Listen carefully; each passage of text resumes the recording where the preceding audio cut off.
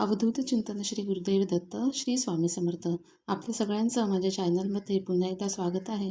तर आज आपण जी माहिती जाणून घेणार आहोत ती खास आहे चंपाषष्ठीसाठी. आणि त्याचं कारण असं आहे की उद्या आहे 7 डिसेंबर 2024 वार शनिवार आणि उद्या आहे चंपाषष्ठी. या महिन्यामध्ये आपण मार्गशीर्ष गुरुवार करत असतो, दत्त जयंती असते. त्यासोबतच 2 तारखेपासून मल्हार मार्तंड षटरात्रोत्सव सुरू झाला आहे. तुमच्या घरामध्ये जर घटस्थापना केली जात असेल तर नक्कीच तुम्ही घटस्थापना देखील केली असेल. आणि त्यासोबतच घरातील जी प्रमुख व्यक्ती असते ती नवरात्री म्हणजे जशी नवरात्रीमध्ये उपवास करतात तशी ह्या 6 दिवसामध्ये उपवास करत असते आणि चंपाषष्ठीच्या दिवशी हे उपवास जे आहे ते सोडत असते.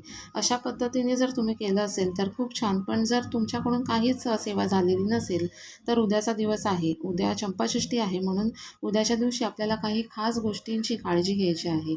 आणि काही खास गोष्टी ज्या आहेत त्या आपण उद्याच्या दिवशी जर केल्या तर निश्चितच आपल्या कुलदेवतेचा आशीर्वाद प्राप्त होण्यासाठी आपल्याला मदत होईल. कारण बघा, आपल्या घराची भरभराट होण्यासाठी आपल्या कुलदेवी देवतांचा आशीर्वाद असणं खूप गरजेचं आहे. कारण आपण जरी स्वामींची सेवा करत असलो तरी स्वामी आपले गुरु आहेत आणि आपले गुरु देखील आपल्याला हेच सांगत असतात की तुम्ही कुळाचार हा पाळला पाहिजे. जेव्हा तुम्ही कुलदेवी देवतांची आराधना करता तेव्हाच खऱ्या अर्थाने गुरूंचा आशीर्वाद देखील तुम्हाला पूर्णपणे मिळत असतो. म्हणून आपण आपला कुळाचार हा पाळायलाच पाहिजे. आणि त्यासाठीच बघा, वर्षाकाठी एकदा तरी आपल्या कुलदेवी देवतांचं जे मूळ ठिकाण असतं त्या ठिकाणी आपण वर्षातून एकदा तरी जायचं असतं. आता बऱ्याच जणांचा जेजुरीचा खंडोबा जो आहे तो कुलदैवत आहे.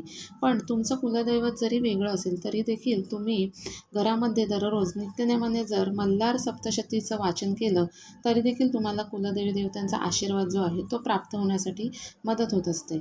जसं कुलदेवीसाठी आपण दुर्गा सप्तशतीचं वाचन करत असतो ना, त्याचप्रमाणे कुलदेवासाठी आपल्याला मल्हार सप्तशतीचं वाचन हे करायचं असतं. यामध्ये बघा 1 ते 14 अध्याय आहेत. हे वाचन करण्यासाठी तुम्हाला जास्तीत जास्त पाऊण ते 1 तास लागू शकतो. पण बघा, या ग्रंथातील दररोज 2 अध्याय जरी तुम्ही वाचलेत ना, ज्यासाठी 10 मिनटं लागतील तुम्हाला, तरी देखील तुम्हाला तुमच्या कुलदेवतेचा आशीर्वाद जो आहे तो प्राप्त होतो.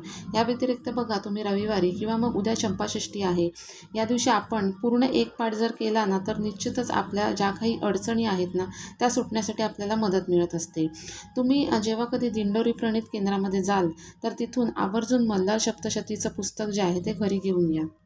तर बघा, उद्या आपल्याला काय काय करायचं आहे ते आपण जाणून घेऊया. त्याआधी सगळ्यात महत्त्वाचं म्हणजे चंपाषष्ठी जी आपण साजरी करतो ती कशासाठी साजरी करतो हे बऱ्याच जणांना ठाऊक नसेल. तर बघा, भगवान खंडोबाच्या मल्ल आणि मणी या 2 राक्षसांवर झालेल्या विजयाचे स्मरण म्हणून चंपाषष्ठी साजरी केली जाते. जर तुम्ही मल्हार सप्तशती वाचली तर तुम्हाला सगळं काही समजेल.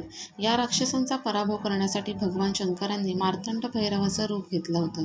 हे युद्ध अवघ्या 6 दिवसांनी संपलं होतं आणि या दिवशी मार्गशीर्ष महिन्यातली षष्ठी तिथी होती. हा दिवस वाईटावरती विजय म्हणून साजरा केला जातो. आता उद्याची जी चंपाषष्ठी आहे तिचा तिथी प्रारंभ जो आहे तो 6 डिसेंबरला म्हणजे आज शुक्रवारी दुपारी 12:05 षष्ठी तिथी जी आहे ती सुरू होत आहे. आणि उद्या म्हणजे 7 डिसेंबर 2024 रोजी सकाळी 11:05 संपणार आहे. आज जरी तिथी सुरू होणार असली तरी पण उगवत्या तिथीनुसार जी तिथी आहे आपल्याला ती 7 तारखेलाच चंपाषष्ठी जी आहे ती साजरी करायची आहे. तर बघा, आता इथे सगळ्यात महत्त्वाचं म्हणजे उद्या आपल्याला आता काय काय करायचं आहे. तर सगळ्यात महत्त्वाचं लवकर सकाळी उठून आपल्याला आपल्या देवघरामध्ये शिवलिंग असेलच तर आणि त्याचबरोबर जर टाक असतील, कारण बघा काही जणांचे टाक जे आहेत ते त्यांच्या मूळ घरी म्हणजे गावी असतात. तर टाक नसतील तर शिवलिंग तर तुमच्या घरामध्ये असेलच आणि टाक पण असतील तर ह्या दोन्हीवरती आपल्याला रुद्राभिषेक जो आहे तो करायचा आहे. बघा, आता रुद्राभिषेक जर केला तर निश्चितच असं म्हटलं जातं की ज्या घरामध्ये रुद्राभिषेक केला जातो आणि हे जे तीर्थ आहे ते जेव्हा घरातील सदस्य पितात तेव्हा त्यांचे आजारपण जे असतात ते दूर होण्यासाठी मदत होते. आणि जर काही वाईट बाधा असेल किंवा मग नकारात्मक शक्ती असेल ना तर सगळं दूर होण्यासाठी मदत होत असते. तर तुमच्या घरामध्ये जर गंभीर समस्या निर्माण झाल्या असतील तर तुम्ही दररोज रुद्राभिषेक जो आहे तो करा आणि त्याचा जो काही अनुभव तुम्हाला मिळणार आहे ना तो तुम्ही स्वतः घ्या. जर तुम्हाला रोज शक्य नसेल रुद्राभिषेक करणं तर बघा, तुम्ही सोमवार किंवा मग कमीत कमी रविवार या 2 दिवशी तरी तुम्ही रुद्राभिषेक जो आहे तो करत जा.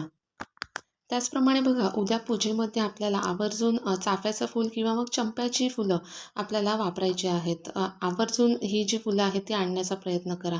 तुम्ही दुसरी देखील फुलं आणू शकता, पण उद्याच्या दिवशी ही जी फुलं आहेत चाफ्याचं फूल आणि चंप्याचं फूल ह्याला उद्याच्या दिवशी फार महत्त्व आहे. त्यामुळे तुम्ही एकतरी फूल जे आहे ते वाहण्याचा प्रयत्न करा. तुम्ही घरी पण वाहू शकता किंवा मग तुमच्या घराच्या जवळ जर खंडोबारायाचं मंदिर असेल तर तिथे जाऊन वाहा. पण उद्याच्या दिवशी पूजेमध्ये चाफ्याचं फूल किंवा मग चंप्याचे फुलं याचा समावेश करण्याचा प्रयत्न करा. यानंतर बघा खंडोबाच्या सेवेमधली सगळ्यात महत्त्वाची गोष्ट म्हणजे भंडारा.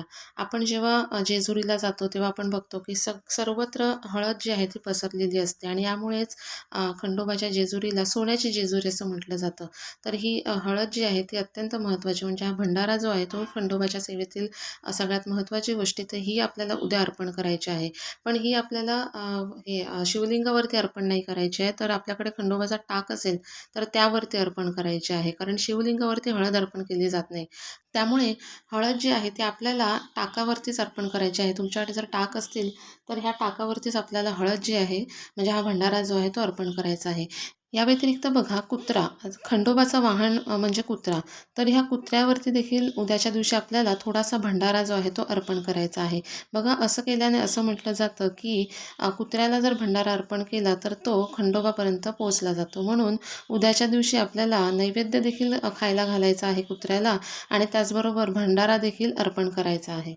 या व्यतिरिक्त बघा तुमच्याकडून अजूनही मल्हार सप्तशतीचा जर पाठ झाला नसेल तर उद्याच्या दिवशी आवर्जून मल्हार सप्तशतीचा एक पाठ करा. आता तुमच्याकडे जर पुस्तकच नसेल तर कमीत कमी 11 माळ जप किंवा मग 1 माळ जप तुम्ही ओम श्री कुलदैवताय नमः या मंत्राची करायची आहे. यानंतर बघा अन्नदानाला देखील उद्या खूप महत्त्व आहे. एखादं जोडपं जर तुम्हाला मिळालं आणि त्याला जर तुम्ही जेवू घातलं तर निश्चितच वाघ्या मुरलीला आपण भोजन दिलं असं त्याचा अर्थ होतो. त्यामुळे बघा उद्याच्या दिवशी जर तुम्हाला जोडपं एखादं मिळालं तर त्यांना तुम्ही जेवायला बोलवू शकता. त्याचप्रमाणे बघा एखाद्या गरजू व्यक्तीला देखील तुम्ही अन्नदान जे आहे ते करू शकता. आता दानाचे प्रकार जे आहेत ते बरेच आहेत, पण त्यातल्या त्यात अन्नदान जे आहे ते सर्वश्रेष्ठ दान मानलं जातं. त्यामुळे अशा प्रकारे तुम्ही अन्नदान जे आहे ते उद्याच्या दिवशी करू शकता. यानंतर बघा आपल्याला उद्याच्या दिवशी काही खास गोष्टींचा नैवेद्य जो आहे तो दाखवायचा आहे. तर यामध्ये जास्तीत जास्त बघा चंपाषष्ठीला बाजरीची भाकरी आणि वांग्याचं भरीत याचा नैवेद्य दाखवला जातो. या व्यतिरिक्त पूर्णावरणाचा नैवेद्य देखील दाखवला जातो आणि कांद्याची पात, दही भात त्यासोबत नैवेद्यावरती एखादी लिंबाची फोड देखील ठेवली जाते. तर अशा पद्धतीने जर नैवेद्य दाखवला तर निश्चितच कुलदैवत जे आहे ते प्रसन्न होत असतात. त्याचप्रमाणे बघा आपलं कुलदैवत म्हटलं तर त्यांना फार काही लागत नाही. तर चटणी भाकरीचा नैवेद्य देखील ते आपल्याकडून स्वीकारत असतात. पण तोच जर आपण मनोभावे करण्याचा प्रयत्न केला तर निश्चितच त्यांचा आशीर्वाद जो आहे तो आपल्याला प्राप्त होत असतो. तर ह्या गोष्टी ज्या आहेत त्या आवर्जून उद्या तुम्ही करण्याचा प्रयत्न करा आणि आपल्या कुलदेवतेचा आशीर्वाद जो आहे तो प्राप्त करून घ्या. व्हिडिओतील माहिती जर आपल्याला आवडली असेल तर व्हिडिओला लाईक करा आणि अशाच माहितीपूर्ण व्हिडिओसाठी चॅनलला सबस्क्राईब देखील करा. धन्यवाद.